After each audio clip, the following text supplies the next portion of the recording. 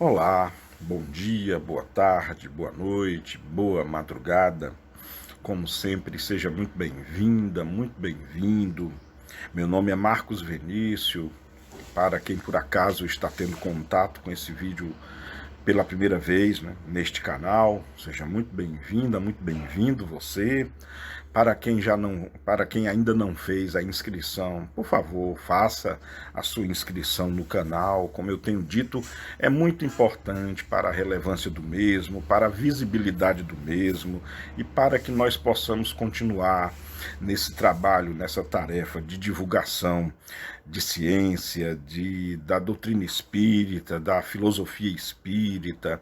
Acredito que esse conhecimento tem despertado interesse e, como não, até curiosidade mais profunda em ganhar aprendizado e conhecimento mais apurado, com maior profundidade de tais temas. E essas aulas, né, de estudo do livro A Gênese de Allan Kardec têm por função, por objetivo principal, divulgar a obra, divulgar as ideias científicas contidas nesse livro, né, propostas por Allan Kardec, bem como dirimir dúvidas, fazer correções que porventura sejam necessárias em função do longo tempo, do longo período em que foi publicada essa obra. Então seja muito bem-vinda e muito bem-vindo. As nossas aulas têm esse objetivo: divulgar espiritismo, doutrina espírita, divulgar ciência, ciência de qualidade, e tecer o limite entre o que é ciência e o que é mito, e dessa forma eu espero estar contribuindo para para o nosso aprendizado, para a nossa cultura geral. Bom, como eu tenho o costume de fazer, né, já há algum tempo, eu gosto de traçar uma espécie de briefing, né, um resumo sobre o atual estado em que nós estamos passando. Eu estou gravando essa aula numa manhã de quinta-feira, dia 4 de março de 2021. O nosso mundo ainda assolado pela pandemia provocada pelo SARS-CoV-2, né, a Covid-19, e mais especificamente aqui no Brasil, o Brasil, no seu sistema de saúde, está entrando em colapso, em total colapso. Ontem, aliás, de terça-feira agora para quarta-feira, ontem, o Brasil registrou a marca de 1.830 mortes só pela Covid-19. Os sistemas de saúde do Brasil inteiro, como eu falei agora há pouco, entrando em colapso, hospitais já sem nenhuma vaga, os médicos esgotados, exauridos, especificamente aqui no Ceará e mais especificamente aqui em Fortaleza. A situação se agrava a passos largos. Inclusive ontem nós recebemos a notícia de que o nosso governador iria instituir o lockdown, que é o fechamento total, a partir de sexta-feira, dia 5. Quando vocês estiverem vendo e ouvindo esse vídeo, com certeza já saberemos se estamos em lockdown, o que atesta o nível de gravidade, pois os nossos hospitais aqui de Fortaleza, tanto da rede pública, inclusive na rede privada, estão entrando em colapso. Ontem circulou nas redes sociais, e não foi fake news, se eu não me engano, o presidente, ou tipo um secretário maior, enfim, alguém que está no comando da rede Unimed, convocando médicos de todas as categorias, médicos não somente colegiados, né, da rede Unimed, mas o apelo dele foi a nível emergencial, solicitando a presença de médicos, porque eles mesmos, a Unimed, estão sem médicos para cuidar dos doentes de Covid. Então, uma situação gravíssima, infelizmente provocada pela irresponsabilidade de muitas pessoas, nos aglomerados que fizeram no carnaval, que aí estamos sofrendo as consequências agora, nas festas clandestinas, no desprezo quanto ao uso da máscara, enfim, na inobediência ou na desobediência da sugestão não, um preceito médico-científico de não se aglomerar, e muitas pessoas simplesmente negando as recomendações da ciência, da área dos profissionais de saúde, e aí as consequências nefastas estão vindo por sobre todos nós. Esse é o nosso momento.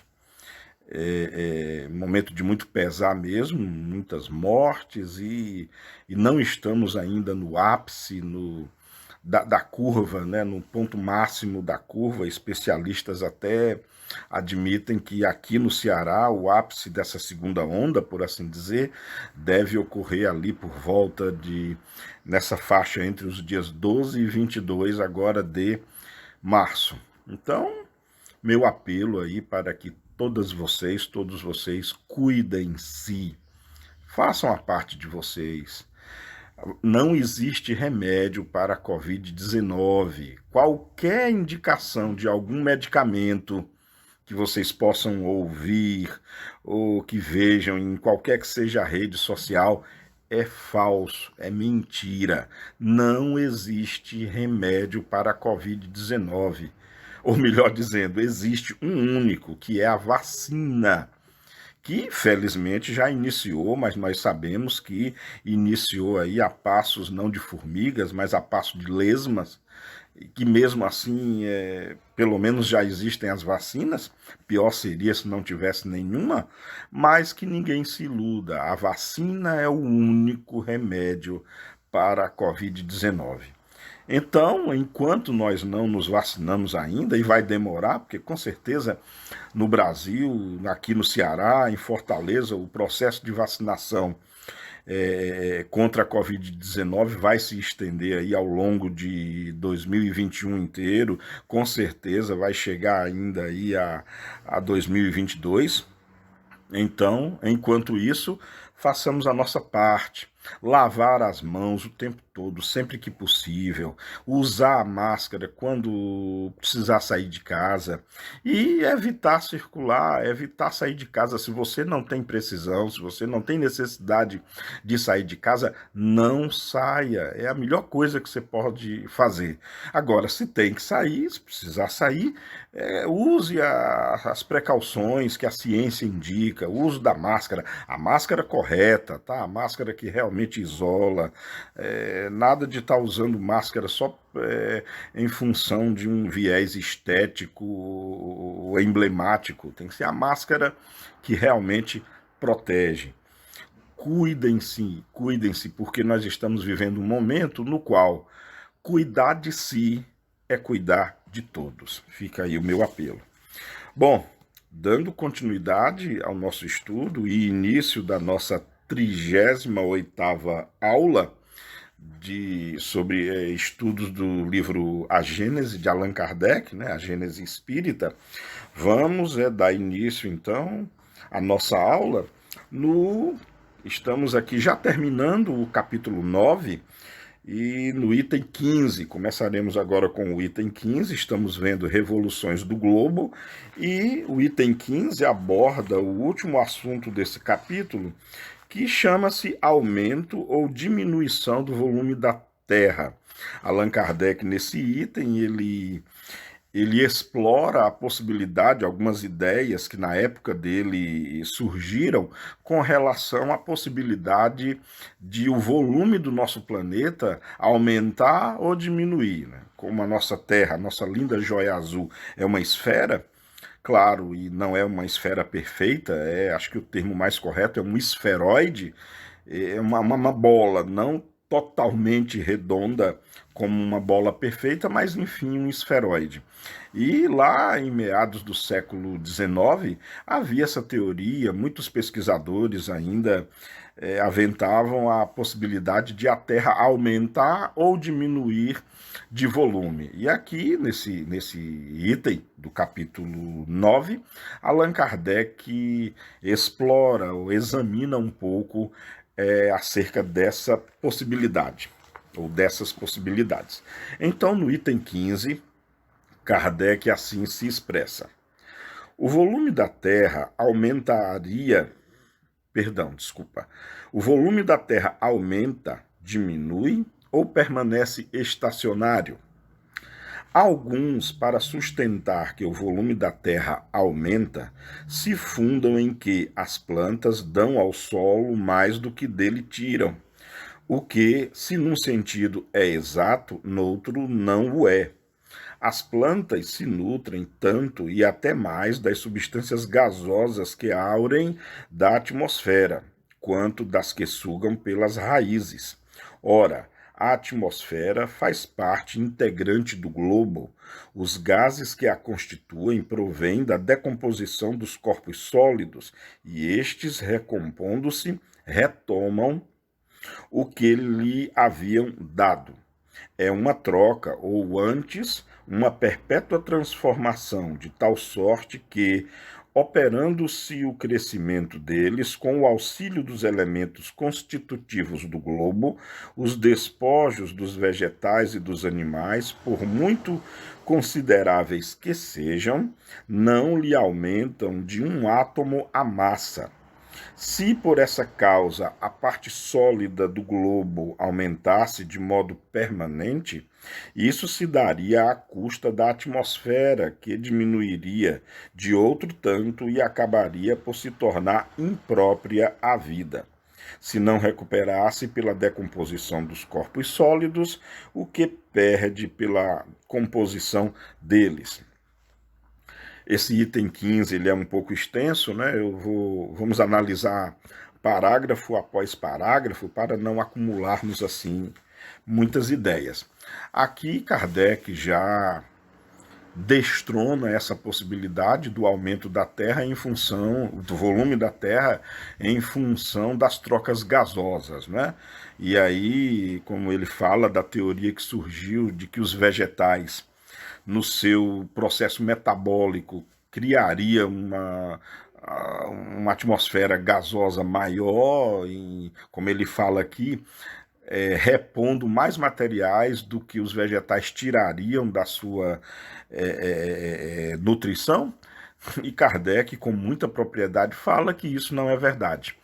A atmosfera da Terra, que é a sua composição gasosa, ela é compartilhada por todos os seres aeróbicos da face da Terra, mas o que há é uma transformação desses gases no processo de respiração, nos processos de absorção e no caso das plantas, né, principalmente pelo processo fotossintético, né, pela fotossíntese, que é exercida por todos os vegetais verdes, né, onde eles, usando água, gás carbônico presente no ar atmosférico, né, e luz solar, numa reação química, bioquímica, há a geração de açúcar, né, glicose, com a liberação de oxigênio. Então nós temos aí, em termos gasosos, né, falando tão somente em termos gasosos, o que os vegetais verdes fazem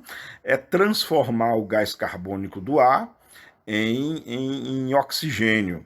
E aí, nessa equação, que é quimicamente muito bem equilibrada, quem por acaso for aí da área da química sabe muito bem ponderar e observar essa equação da fotossíntese e vai entender que há a conservação da matéria, da massa e da energia nessa equação, pois toda equação quimicamente equilibrada, ela obedece ao princípio da conservação da massa. Então, não há perda nem ganho de massa. no metabolismo exercido pelos vegetais. Há apenas uma transformação. E no caso específico dos gases que Allan Kardec aludiu, tão somente o gás carbônico acaba sendo, grosso modo, e numa liberdade poética muito grande, sendo transformado em oxigênio, com liberação, claro, de água e açúcar, né, que vai ser consumido pelo próprio vegetal, não acarretando assim no aumento nem na diminuição da atmosfera do globo terrestre, por conseguinte, não contribuindo, não alterando de maneira alguma no aumento do volume ou diminuição do volume da Terra. Continuando ainda no item 15, agora no parágrafo 2, Kardec anota: na origem da Terra, as primeiras camadas geológicas se formaram das matérias sólidas momentaneamente volatilizadas por efeito da alta temperatura e que, condensadas mais tarde pelo resfriamento, se precipitaram. Incontestavelmente, elas elevaram um pouco a superfície do solo, mas sem acrescentarem coisa alguma à massa total, pois que ali apenas havia um deslocamento de matéria. Quando expurgada dos elementos que continham em suspensão, a atmosfera se encontrou no estado normal. As coisas tomaram o curso regular em que depois seguiram. Hoje, a menor modificação na constituição da atmosfera acarretaria forçosamente a destruição dos atuais habitantes da Terra, mas também é provável que novas raças se formassem noutras condições. E aqui agora Kardec analisa a possibilidade do aumento ou diminuição do volume da Terra em função da solidificação da crosta. Como nós sabemos, a nossa linda joia azul no início era uma linda joia preta, vermelho e arroxeada em função da lava derretida, do material incandescente no estado líquido que englobava todo o planeta. Com o conseguinte resfriamento da crosta, com o tempo, essa crosta foi se solidificando, né? E foi aparecendo o contributo rochoso na Terra.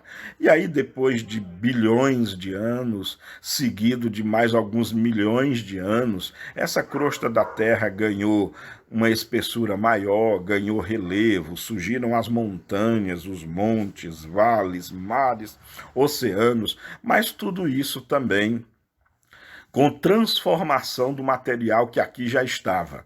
Claro que nesse período da história do nosso planeta, e recuadamente aí aos 4 bilhões de anos atrás, é óbvio que aí sim, nesse período, houve um aumento do volume da Terra, pois a Terra estava na sua formação.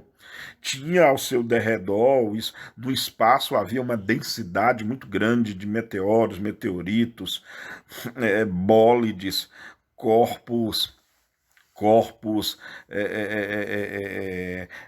em suspensão, em movimento caótico no espaço, que bombardearam a Terra por milhares de anos. Mas, cessada essa época, como nós vivemos nos dias de hoje, não há, por assim dizer, vinda do espaço, nenhum contributo significativo que venha a alterar o volume da Terra. Então, desculpa, o fato de o volume da Terra agora, ou melhor dizendo, o mais correto seria a massa da Terra sofrer essa modificação em função do resfriamento da crosta e mais lentamente, claro, de parte do manto se solidificando, isso não fez aumentar a massa da Terra, nem por conseguinte o seu volume, apenas modificou a estrutura geofísica do planeta.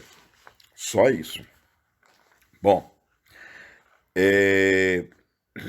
Kardec continua da seguinte forma: Considerada desse ponto de vista, a massa do globo, isto é, a soma das moléculas que compõem o conjunto de suas partes sólidas, líquidas e gasosas, é incontestavelmente a mesma desde a sua origem.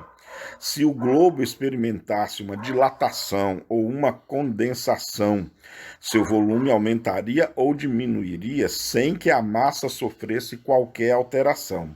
Portanto, se a Terra aumentasse de massa, o fato seria efeito de uma causa estranha, pois que ela não poderia tirar de si mesma os elementos necessários ao seu aumento. Acredito que já comentamos isso então. A massa da Terra ela permanece constante. Todas as coisas que aparecem, todas as coisas que surgem, elas surgem através da transformação de materiais que já existem na Terra, já fazem parte da massa da Terra. Inclusive, uma vez uma pessoa me perguntou da seguinte maneira, olha só a colocação dele. Mas Marcos, olha, nos dias de hoje nós temos os arranha-céus, os prédios enormes, e não tinha isso não alterou a massa da Terra? É claro que não, gente, é óbvio que não. Todas as coisas que são construídas na face da Terra, os materiais utilizados para tais construções vêm da própria Terra. Então os prédios, os arranha-céus que esse camarada me perguntou, vem do cimento, vem da areia, da brita, do concreto, do metal, do ferro, do aço, que tudo já está aqui na Terra.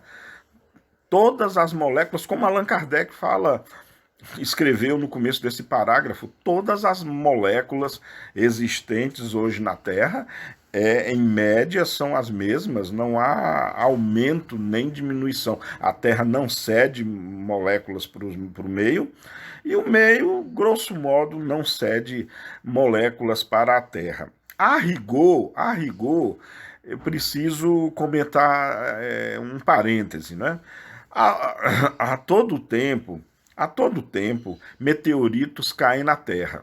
E claro, cada meteorito é matéria, tem massa, portanto tem muitas moléculas, bilhões de moléculas que caem na Terra o tempo todo. Mas essa quantidade de moléculas, essa quantidade de massa, em função dos aerólitos que caem na Terra o tempo todo, meteoritos, e para vocês terem uma ideia, a grande parte, a parte esmagadora desses meteoritos não tem o tamanho maior que um grão de arroz.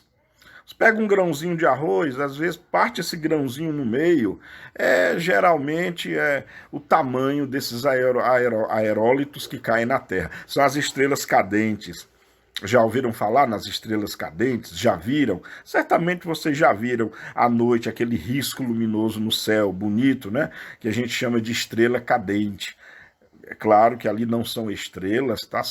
São poeiras no espaço, que do tamanho geralmente de um grãozinho de arroz ou menor do que isso. E aí quando esse grãozinho, geralmente é um pedacinho de rocha, quando ele entra em contato com a atmosfera da Terra, pelo atrito com essa atmosfera, ele entra em combustão. E aí aparece aquele efeito luminoso bonito, mas longe de ser estrelas. Estrelas não caem do céu, são esses aerolitos, ou aerólitos, como queiram pronunciar, mas eles não causam, obviamente, um aumento de massa da Terra. É muito irrelevante a quantidade de matéria acrescida ao planeta em função desses aerólitos.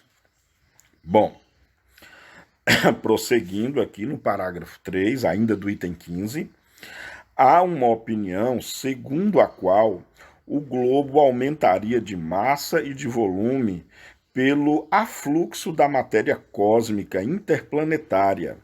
Esta ideia nada tem de irracional, mas é por demais hipotética para ser admitida em princípio. Não passa de um sistema combatido por sistemas contrários, sobre os quais a ciência ainda nada estabeleceu. Eis aqui A tal respeito, a opinião do eminente espírito que ditou os sábios estudos uranográficos inseridos acima no capítulo 6. E aqui nós vamos ler agora uma mensagem, né? Uma mensagem que foi endereçada à Sociedade Parisiense de Estudos Espíritas, não é? E foi ninguém menos do que o espírito, ou pelo menos o espírito identificou-se como sendo o de Galileu Galilei. E ele tece alguns comentários acerca do fato de a Terra ganhar massa ou perder massa. Vamos acompanhar então o que Galileu transmitiu para a Sociedade Parisiense. Então Galileu começa assim: os mundos se esgotam pelo envelhecimento e tendem a dissolver-se para servir de elementos de formação a outros universos.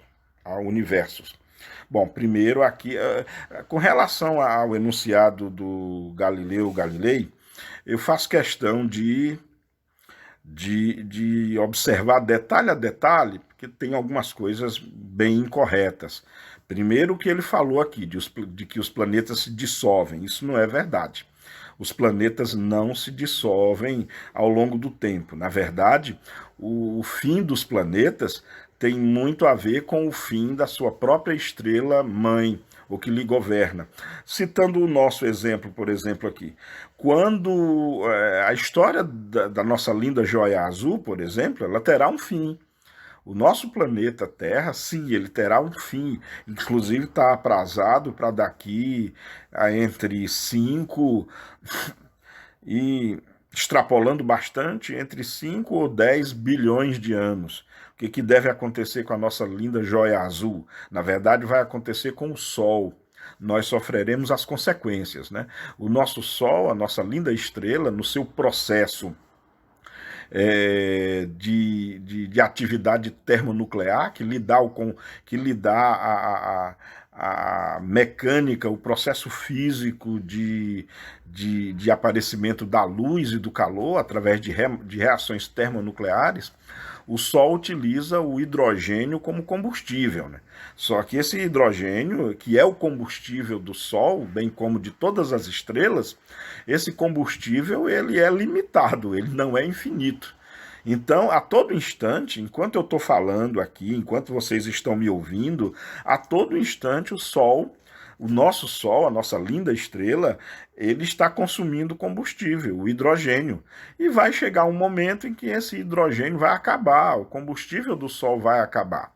E quando isso acontecer, através de forças gravitacionais, forças nucleares cada vez mais fortes, devido à massa do nosso Sol, a nossa estrela vai transformar-se numa gigante vermelha de início. Nossa estrela vai expandir, aí sim, o Sol sim vai inchar, vai expandir-se, e nessa expansão, o volume do Sol ele vai chegar aonde hoje está Marte. Aonde hoje está Marte. Então, os planetas Mercúrio, Vênus, Terra e Marte serão incinerados, serão vaporizados nesse processo de evolução da nossa estrela. Fiquem tranquilos, porque como eu já disse, a ciência atesta isso, esse fenômeno vai ocorrer há não menos que 5 bilhões de anos atrás, e nessa altura eu espero, se nós não nos destruirmos uns aos outros, ou se nós não destruirmos a nossa própria linda joia azul, a esse período eu tenho certeza que a nossa ciência já terá evoluído o suficiente na exploração espacial e com certeza já teremos colonizado outros mundos, outros planetas, outras lindas joias que com certeza pululam no espaço sideral, e já teremos encontrado outras casas para morada da humanidade. Não esqueçam o que o nosso guia planetário falou, né? Jesus Cristo: crede em Deus, crede em mim também. Na casa do meu Pai há muitas moradas. Se assim não fosse, eu não vos diria. Então o próprio Cristo asseverou que existem outras moradas na casa do Pai. Como sabemos que a casa do Pai é o universo, do nosso ponto de vista, infinito, e as muitas moradas, Jesus certamente referenciou aos muitos globos, aos muitos planetas, ou como eu costumo chamar, as lindas joias que com certeza percorrem as suas trajetórias aí no espaço, e com certeza, e eu costumo sempre falar isso, me perdoem se isso parecer piegas, mas quando nós conseguirmos extinguir do nosso planeta Terra, quando nós conseguirmos extinguir as guerras, quando nós conseguirmos extinguir a fome, as diferenças sociais gritantes, quando o ser humano não passar mais fome, quando o ser humano não precisar mais guerrear ou sofrer as consequências da guerra, quando o ser humano resolver não assassinar mais o outro, não roubar mais o outro, em consequência disso, teremos um aumento intelectual da sociedade humana enorme, teremos um aumento da qualidade do nível moral da raça humana enorme, e com isso, consequentemente, tudo isso nos levará a um aprimoramento material enorme que nos levará, como consequência, às estrelas. Nos levará, como consequência, a essas outras moradas da casa do Pai, como Jesus aludiu. Então, de cara, Galileu Galilei não foi assertivo. Esse espírito que se diz ser Galileu Galilei não foi assertivo, pois os mundos não se dissolvem. Eles podem ser incinerados em função das estrelas. O que ocorre é o seguinte, me permitam falar isso com um pouco mais de profundidade, não é? Toda estrela, e o nosso Sol é uma estrela, não é? Toda estrela ela tem um período de vida, assim como tudo no universo. Ela nasce, ela tem um período de desenvolvimento, tem um ápice desse desenvolvimento, um período de declínio e depois ela morre. No caso das estrelas ou dos sóis, o tipo de morte que uma estrela pode ter vai depender do tipo de massa, que ela tenha. Massas semelhantes à quantidade de massa que o nosso Sol tem, muito provavelmente o futuro, a morte de sóis e de estrelas como o nosso é transformar-se numa anã branca ou numa estrela de nêutrons. O combustível fissível e fusível se acaba, como consequência ele se expande através da pressão termonuclear, depois, em função das forças gravitacionais, ele contrai de novo até se tornar uma anã branca, e aí com o tempo vai se esfriar, e aí vai virar um mundo gelado, moribundo pelo espaço, ou numa estrela de nêutrons também, que é uma estrela extremamente massiva e que não emite brilho nenhum. O que acontece nesse fim estelar é que ele consome os planetas que estiverem bem próximos. Como exemplo, eu dei Mercúrio, Vênus, Terra e Marte, no processo de inchamento, digamos assim, do nosso Sol, serão incinerados. E alguém poderia perguntar, tá, Marco, e os outros planetas, além de Marte, né? Júpiter, Saturno, Urano e Netuno? Bom, eles sofrerão um colapso gravitacional. Uma vez que o Sol perderá muita massa, ele diminuirá, como eu já falei, a uma estrela de nêutrons ou uma anã branca, e aí vai haver um reequilíbrio, talvez, ou uma dissociação gravitacional dos outros mundos.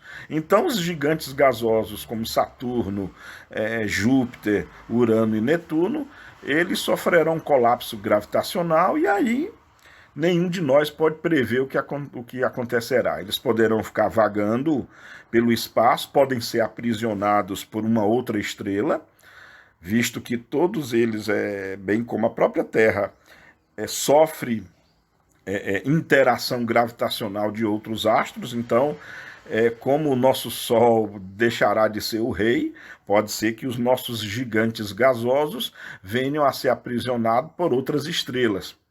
Outra possibilidade é que eles possam colidir uns com os outros e tornar um corpo muito maior. Isso são só hipóteses, mas, enfim, eles não vão se dissolver. Ou serão consumidos por outras estrelas, ou serão abraçados gravitacionalmente por outras estrelas, ou colidirão uns com os outros. Certamente Galileu Galilei não tinha, mesmo no mundo espiritual, aparentemente não tinha esse conhecimento na época. Ah, tá. Os outros fins possíveis para o Sol, e lembrem que eu falei que é em função da massa, quando a massa da estrela é maior do que a massa do nosso Sol, vamos supor que uma estrela tenha uma massa da ordem de entre 20 e 40, eu estou chutando esses valores, tá? Só para dar uma ideia. Se a massa de uma estrela tem uma densidade, eu tenho uma massa maior, de umas 40 vezes a massa do nosso Sol, aí a morte é bem violenta, porque aí a estrela, no final da sua vida, vira uma supernova. O que é uma supernova? É uma explosão colossal. A estrela literalmente explode e aí, muito provavelmente, sim, ela desintegra o seu sistema solar inteiro numa explosão colossal. Já houve na face da Terra, inclusive no passado, a visão de uma supernova dessa, uma luz que foi vista no céu, mais clara que a luz do dia, em que foi visto por muitas pessoas durante meses e foi o resultado de uma supernova que explodiu numa constelação. Eu não lembro agora os detalhes dessa explosão, mas eu posso trazer esses dados numa aula posterior. Então, esse é colossal, essa explosão. Lembrando que é muito interessante que essa explosão acaba levando a vida. Nós estamos aqui graças a explosões como essa, porque quando uma estrela explode, quando a estrela está no final da vida, o núcleo dela, que é um verdadeiro laboratório de nucleossíntese de elementos mais pesados, né? Ferro, carbono, oxigênio, nitrogênio, hélio, chumbo. Então, esses elementos que são produzidos no núcleo das estrelas, quando as estrelas explodem, elas semeiam o espaço com essa matéria-prima, de que depois não só a constituição física do mundo que absorveu essa matéria, como os seres, se aparecerem nesse mundo, haverão de absorver e, na verdade, serem constituídos dessa mesma matéria-prima. Por exemplo, o ferro que está no nosso sangue veio de alguma estrela que explodiu. O cálcio que está nos nossos dentes, nos nossos ossos, veio de explosões estelares. O carbono que está presente no nosso núcleo, que está presente na nossa carne, músculos, ela veio de explosões estelares.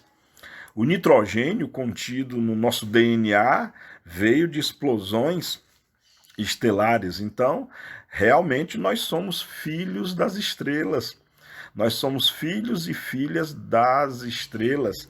E é lindo, né, como a doutrina espírita trouxe à luz esses fenômenos maravilhosos que atestam como a vida é bela realmente, como uma explosão colossal, como a destruição ela causa a construção posterior, isso do ponto de vista material, obviamente.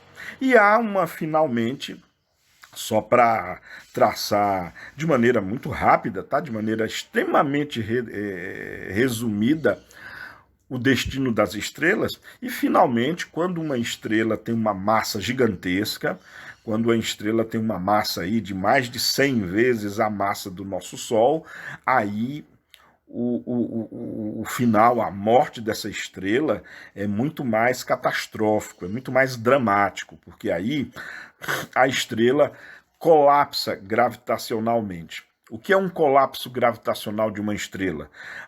O campo gravitacional em torno dela, como ela tem uma massa muito grande, uma massa gigantesca, o campo gravitacional comprime tanto a massa dessa estrela que essa compressão faz romper a própria estrutura do espaço-tempo, formando aquilo que em astronomia e em astrofísica nós chamamos de um buraco negro. E o que é um buraco negro? É uma singularidade, é uma região no espaço onde o espaço se dobra, o próprio espaço e o tempo dobra-se em torno dele mesmo, rompendo, rasgando, fundindo a estrutura do seu próprio espaço-tempo. E aí o que acontece é que, já ouviram falar em sumidouros, onde você joga tudo e ele desaparece? Buraco negro é um sumidouro de tudo. Tudo que chega, tudo que atravessa o horizonte de eventos, que é o limite exterior desse buraco negro, ele consome. Nada escapa a um buraco negro.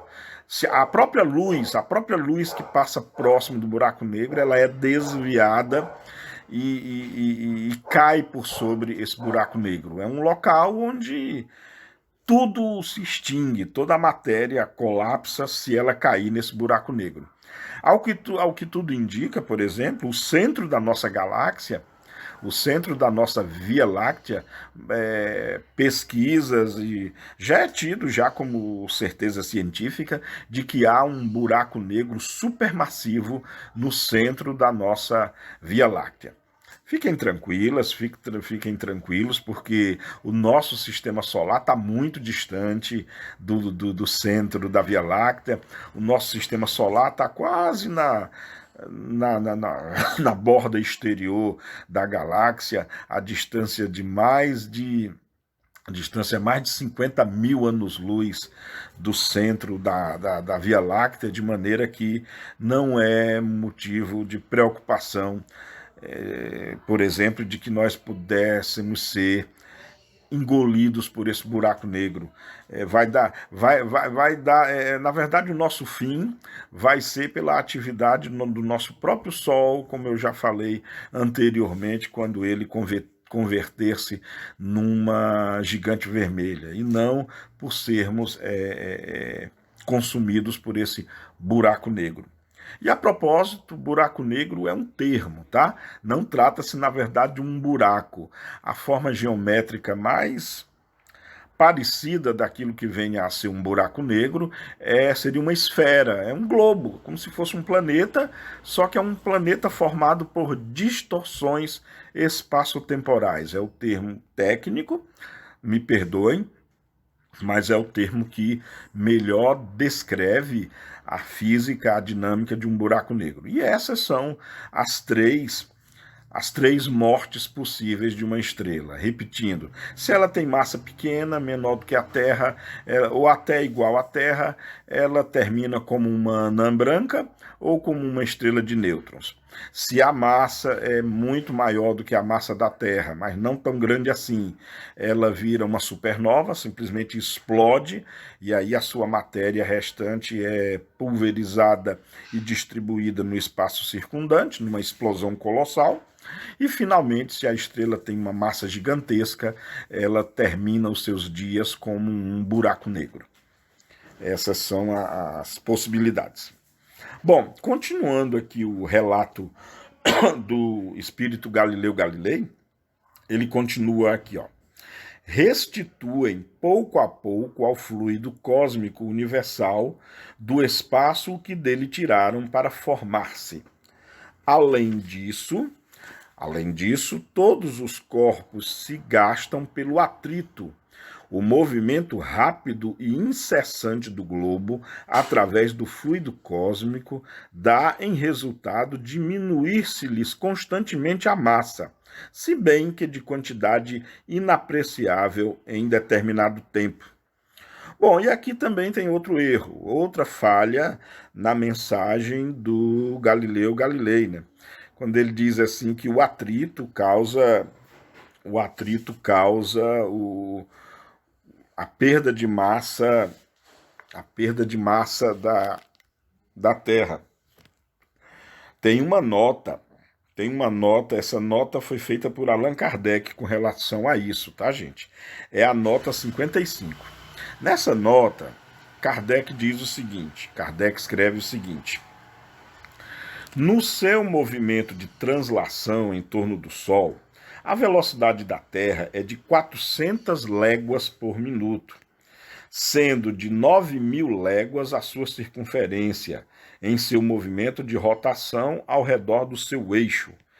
Cada ponto do Equador percorre 9.000 léguas em 24 horas, ou 6,3 léguas por minuto. E essa é a nota do Kardec. Bom, como o Kardec não usava, o sistema internacional de unidades, sistema adotado no mundo, ele, óbvio, na época usava o sistema europeu. Deixa eu atualizar para vocês, tá? A Terra, a nossa linda joia azul, ela percorre uma órbita em torno do Sol, uma trajetória em torno do Sol, que é o que dá o ano sideral. A Terra leva, em média, 365 dias para dar uma volta inteira em torno do Sol. Essa trajetória não é circular, tá? Ela não é um círculo, uma circunferência perfeita. Ela é uma elipse. Uma elipse é uma figura geométrica que tem dois focos, e no nosso caso, um dos focos é o Sol, tá? A Terra, nessa trajetória, nesse movimento em torno do Sol, a Terra o faz numa velocidade de 107.200 km por hora. Olha só a velocidade com que a Terra anda em torno do Sol, anda entre aspas, né? Ela percorre essa trajetória em torno do Sol. Para nós termos uma ideia, um avião a jato, desses que você pega aí com turbinas, que vai para o Rio de Janeiro, que vai para São Paulo, a velocidade de cruzeiro dele é em torno de 980 km por hora. 980 km por hora. A velocidade orbital da Terra é de 107.200 km por hora. E aí Galileu, no texto dele, aventa que, em função disso, a Terra causa um atrito com o meio e perca massa por isso. E isso não é verdade. Sabe por quê? Porque a densidade material no espaço é muito pequena. Para se ter uma ideia, o espaço praticamente ele não tem matéria no espaço. Assim, entre os planetas, entre o Sol, a quantidade de matéria é muito pequena. Para você ter uma ideia, em 1 metro cúbico no espaço, ou seja, na órbita, fora da Terra, em 1 metro cúbico se acha no máximo ali uns 3 átomos. Então é uma quantidade muito pequena. Então, com certeza, esse atrito a que Galileu se refere não é verdade. A Terra não sofre esse tipo de atrito e muito menos ainda se desgasta ou perde massa em função desse atrito, tá? Então, isso não é verdade. Bom, dando continuidade aqui, no segundo parágrafo aqui da mensagem do Galileu, ele continua externando o seguinte: a existência dos mundos pode, ao meu ver, dividir-se em 3 períodos. É Galileu que está falando. Primeiro período, condensação da matéria. Período esse em que o volume do globo diminui consideravelmente, conservando-se a mesma a massa. É o período da infância. Segundo período, contração, solidificação da crosta, eclosão dos germens, desenvolvimento da vida até a aparição do tipo mais aperfeiçoado. Nesse momento, o globo está em toda a sua plenitude. É a época da virilidade. Ele perde, mas muito pouco, os seus elementos constitutivos. À medida que seus habitantes progridem espiritualmente, passa ele ao período de decrescimento material. sofre perdas, não só em consequência do atrito, mas também pela desagregação das moléculas, como uma pedra dura que, corroída pelo tempo, acaba reduzida a poeira. Em seu duplo movimento de rotação e translação, ele entrega ao espaço parcelas fluidificadas das suas substâncias até o momento em que se completa a sua dissolução. Bom, de novo, infelizmente, vemos aqui um erro interpretativo muito grande da parte do senhor Galileu Galilei, desse espírito que se diz ser Galileu Galilei, e de maneira alguma isso ocorre, tá? Esses períodos que ele está falando, talvez com exceção do primeiro, quando ele fala de primeiro período de condensação, esse sim se verifica, como nós já estudamos, né, ao longo dos nossos estudos, aí vemos que no início realmente, quando da formação da nossa linda joia azul, realmente ela sofreu uma agregação de bólides, de matéria que estava disseminada no espaço, que através de atração gravitacional começou a ganhar volume, a se comprimir, depois expandir. Agora, depois, Galileu Galilei insiste na história do atrito, insiste no despejo, digamos assim, no devolver ao espaço, através do atrito, a matéria que ele mesmo consumiu, e, bom, isso não é verdade. Isso não é verdade. Tanto é que um outro exemplo muito importante é que a rotação da Terra, por exemplo, a Terra, ela exerce, principalmente movimento de rotação, que é o movimento em torno do seu próprio eixo, e o de translação, que eu falei agora há pouco, que é o movimento em torno do Sol. Tem outros movimentos, claro, mas vamos nos deter somente nesses dois movimentos. No movimento de rotação, que é um movimento em torno do seu próprio eixo, que leva aí em torno de quase 24 horas, que é o que define o dia. Nesse movimento, observe que se houvesse um atrito com o material do espaço, a Terra estaria desacelerando o seu movimento. E de fato está. De fato, o nosso planeta sofre uma desaceleração. A gente fica dizendo que, na nossa percepção, os dias estão curtos. Eu mesmo percebo isso. Eu acho que ninguém vai negar que o dia está cada vez mais curto. Cada vez mais o dia passa mais rápido, cada vez mais você vai deitar-se na hora de dormir e dizer, e geralmente nós nos pegamos dizendo, minha nossa, como o dia passou rápido, não é verdade? Como não deu tempo fazer as coisas que eu planejei para fazer. É verdade, eu também passo por isso, acho que todos vocês também. Mas essa percepção, ela é muito psicológica, que fique bem claro. Essa percepção, ela é muito psicológica. Os dias, na verdade, eles estão mais longos. Sabe por quê? Porque a rotação da Terra em torno do seu eixo, que define o dia, ela está sendo desacelerada, mas não por atrito com a matéria do espaço sideral. O movimento de rotação da Terra está sendo desacelerado por efeito de marés. Imagine que as águas dos oceanos constituem uma massa enorme do planeta Terra.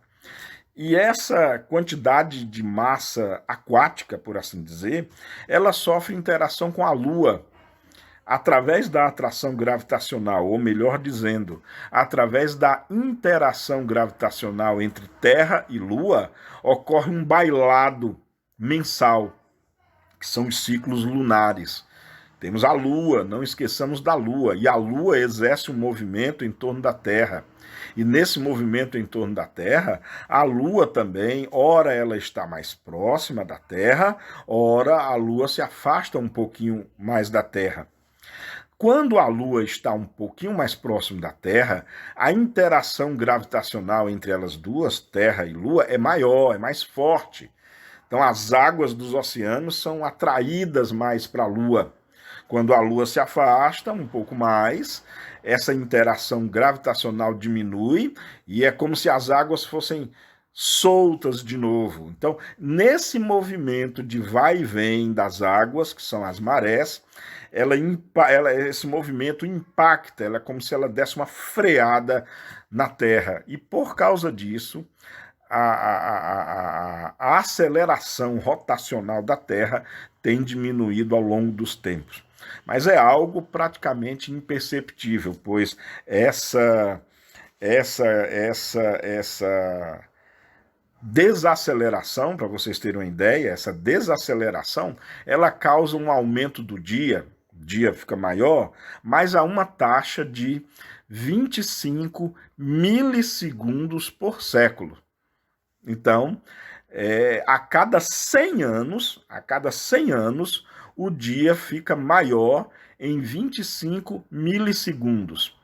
O que são 25 milissegundos? Você pega o segundo,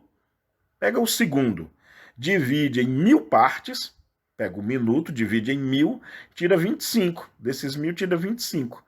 Então, 25 milissegundos é esse tempo de aumento do dia sideral, digamos assim, mas em 100 anos. Claro que é um tipo de aumento que nós não sentimos. A vida humana numa encarnação não faz possível sentir isso. Mas ao longo dos tempos, e visto que 100 anos em termos cósmicos é menos que um segundo, aí ao longo de milênios, é só fazer as contas, por exemplo, fica como dever de casa aí, quem quiser e gostar aí de matemática, façam os cálculos, por exemplo, hoje o dia tem 24 horas, né? Façam os cálculos aí. Se o dia aumenta 25 milissegundos em 100 anos, daqui a quantos anos o dia terá 25 horas? Fica aí como dever de casa para quem quiser. Na próxima videoaula, se eu me lembrar, vocês podem me lembrar aí nos comentários, porque muita coisa eu posso esquecer. Se eu me lembrar, na próxima videoaula, eu digo a resposta, sabe? Em quanto tempo demorará para o dia, por exemplo, ter 25 horas? Mas deixem aí nos comentários, me lembrem, ou quem quiser fazer os cálculos, deixem aí nos comentários, que aí eu corrijo e dou a minha opinião também. Tá legal? Bom, então fica claro que Galileu Galilei não foi muito assertivo aí nesse quesito do atrito com o ambiente sideral. Mas também, não falando aí do ponto de vista do Galileu Galilei, na época, nós estamos aqui em 1868, quando esses escritos foram publicados, na época não haviam satélites, não haviam sondas espaciais, nenhum artefato humano tinha saído da atmosfera da Terra, né? Então, o ambiente espacial, o ambiente sideral, ele era desconhecido, né? Não se conhecia o espaço sideral. Então, fica muito claro de se entender que não havia conhecimento evidente, não haviam dados mensuráveis, a ciência, enfim, não tinha como ter feito procedimentos, não havia como a ciência ter resultados palpáveis com relação a essas variáveis. Talvez me espante um pouco o fato de Galileu Galilei, no mundo espiritual, não saber dessas coisas, mas que fica um alerta aí para quem acha que, porque um espírito disse, é verdade. Nem sempre é verdade. Temos aqui um espírito que se diz ser Galileu Galilei, dizendo coisas que não são verdadeiras, não são factuais, mas era o que ele entendia.